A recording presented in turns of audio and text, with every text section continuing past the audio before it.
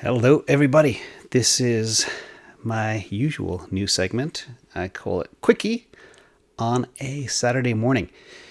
No super chats, I gotta be real fast, but I just wanted to touch base with everybody and check in, make sure everybody's doing good. We might actually get a live view of Bitcoin hitting 50,000. We are $370 away. See how far we'll get.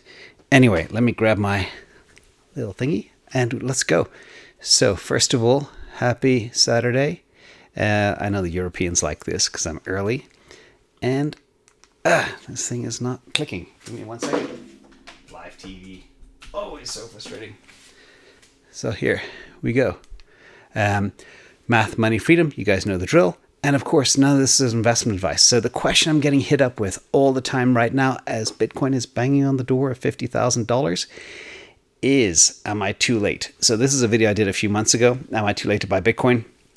And here we are again. These are FOMO times. So I'm going to make the case real quick. For those of you out there that keep asking me the question, here it is.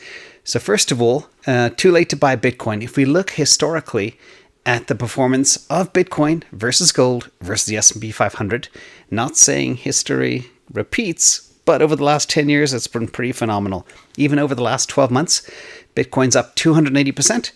S&P is up a tenth of that, 32%.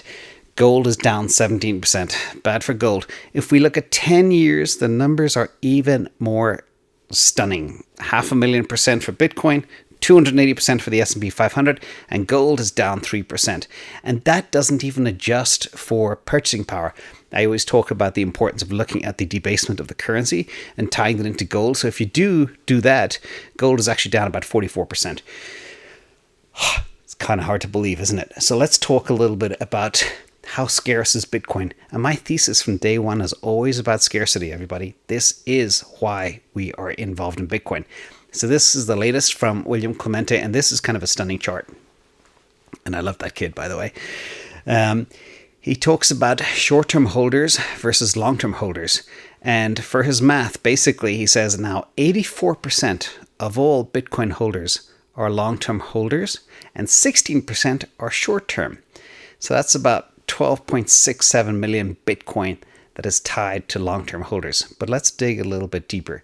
Now, again, we are meshing here my math with his math. But if this is true, and as you know, if you heard me before, I always talk about there'll never be more than 40 million Bitcoins because between 4 and 6 million are definitely lost. And more is being lost every single day as people forget their seed phrases and lose their wallets, lose little paper receipts and everything else. So it's just the nature of the beast. But so per my thesis of never more than 14 million Bitcoin, if you do imagine these numbers are correct, the long-term Bitcoin hodlers are 12.67 million people, and the total supply per me is 14 million, that technically could construe that the long-term hodler share is 90.5% of all Bitcoin. And that means the number of Bitcoin left could be as low as 1.3 million Bitcoin. Now, the really interesting piece is when you look at the number of millionaires on Earth, it's more than 52 million today. The amount of Bitcoin per millionaire today is 0.025 Bitcoin, which is not very much. So again, what gets me excited is there's going to come a time when all these millionaires are going to say, I want a piece. And where are all the Bitcoin gone? Again, the people that really are hodling it for 10 years. They're not looking for a quick trade to sell it at 55,000 or 51,000 that we could hit real soon.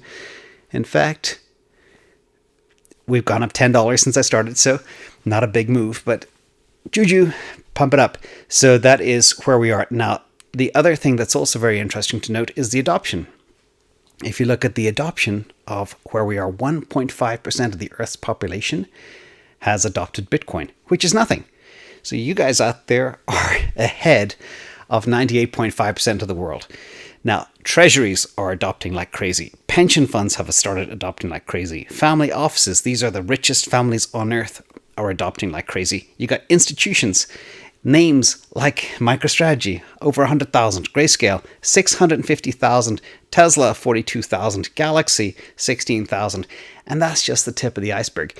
Then you have El Salvador making Bitcoin currency. And soon, maybe Uruguay Argentina, Kazakhstan, they're making all the right motions that they could be next to follow El Salvador. So we'll see. Super exciting time. Now, every day, there's one of these news releases. This one is $400 billion wealth manager.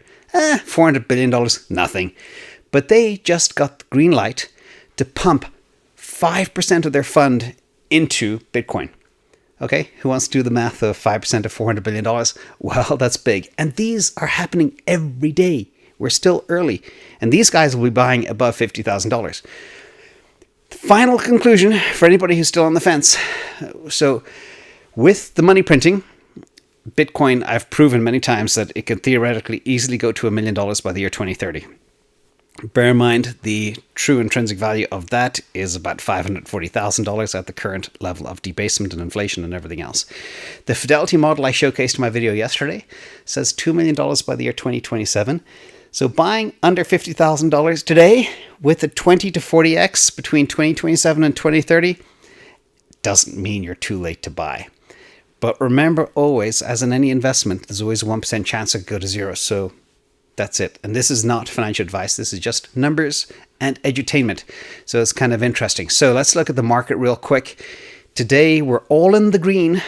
Again, since I did this a few minutes ago, Bitcoin's up to 49,710. We are $290 away from 50,000. This could be incredible. But all green today, with a couple of exceptions I see here on the little map. We've got Cardano down, Doge down, XRP down, ICP, VeChain, etc. But BNB, Solana, DOT, and the bright green Avalanche is still on fire. Avalanche is just out of control these days, and it's pretty scary when you look at the chart. So here it is. If anybody has any vertigo, don't look at this chart. But Avalanche went from $10 to $50 in 30 days. And that's a key part of our retire on crypto portfolio. And it's done very well. It's actually blown Solana out of the water, which only did a 3 or 4x from when we got it. So a 4x. But these are the crazy times we're living in. And it's good to be alive. But remember, these are not normal times. And this is a narrow window for us to enjoy this. So everybody sit back, relax, and chill. And that's where we are. So let's compare now. I get a lot of questions from everybody. Okay, talk to me about Helium and Audius and should I buy? So this was an article that came up, not mine, but a very interesting point of view that looks at some of the things that I look at. So this is basically an article that talks about are Solana and Avalanche good hodling options for an investor? And it also compares them to Helium and Audius. So I thought this would be cool. I can share this article and cover a lot of birds with the one stone, as they say.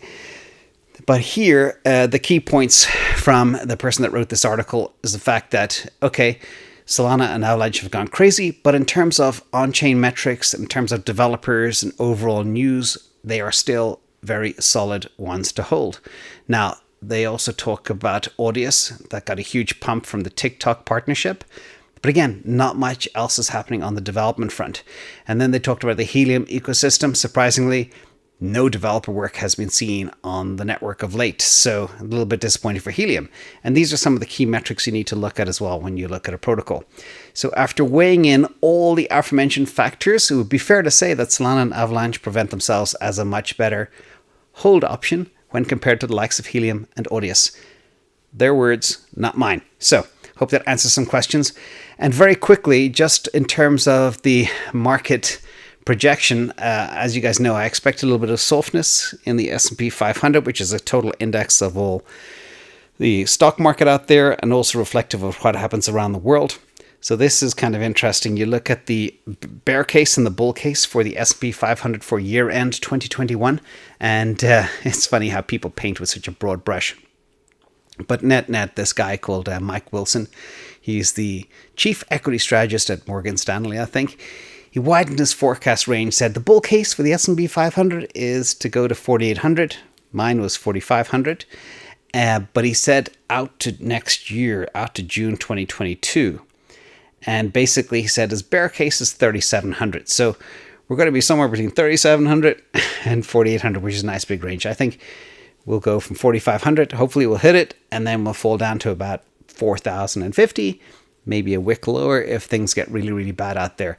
So that's kind of where we are. That is the very quick and dirty Quickie from Saturday morning. It's a new thing, third time we've done it. There'll be no super chats, very little questions because I got tons of other work to do. But I want to thank you all for being here. I will take one question. But before I do that, I'm going to look at Bitcoin. And oh my God, every single time I'm on with you guys, it's absolutely staggering. Bitcoin pumps. It is unbelievable. We have just hit, again, 49,710 again. And it's reaching higher, went up to 49,735. So if everybody gives a big push, we can go. Ethereum is 32.82, lagging behind a little bit. And any other goodness out there. I don't even want to look at Avalanche. Yeah, it's going bonkers like usual. Chiliz is up 13%. Wow, I was just talking about Chiliz this morning and how it was lagging everything else. Algorand is moving. Matic is moving.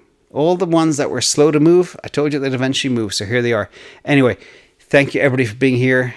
Jeeves is here, Caligula is here. I love you all. I hope you like this little quick segment. And be safe. Happy Saturday. I'm going to sign off for now, and I'll see you all on the inside.